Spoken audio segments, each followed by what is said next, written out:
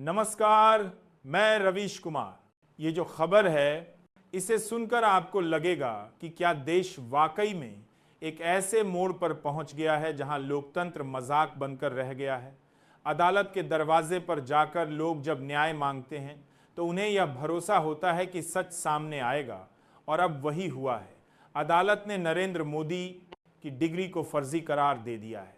नतीजा यह हुआ कि उनका निर्वाचन रद्द कर दिया गया।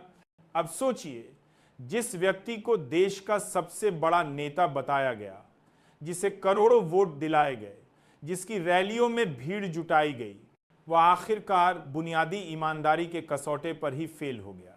ये कोई मामूली बात नहीं है, ये लोकतंत्र के माथे पर एक गहरी शिकन है। क्योंकि जब एक अनपढ़ या झूठी डिग्री वाला व्यक्ति सबसे ऊंचे पद पर बैठ जाता है तो उसका असर आने वाली पीढ़ियों पर पड़ता है। मोदी की डिग्री को लेकर लंबे समय से सवाल उठते रहे। कई बार विपक्ष ने मुद्दा उठाया, कई बार सूचना के अधिकार के तहत कागज मांगे गए, लेकिन हर बार टालमटोल होती रही। जवाब आता रहा कि दस्तावेज कहीं हैं लेकिन दिखाए नहीं जा सकते। फिर जब पत्रकारों ने जांच की तो कभी फोटोशॉप की हुई तस्वीरें सामने आईं, कभी अजीबोगरीब दस्तावेज, और अब कोर्ट ने साफ कह दिया है कि यह डिग्री फर्जी है। अब जरा सोचिए, अगर किसी सामान्य नौकरी पेशा इंसान का 10वीं या 12वीं का सर्टिफिकेट झूठा निकल जाए तो उसकी नौकरी तुरंत चली जाती है, वह व्यक्ति जेल तक चला जाता है।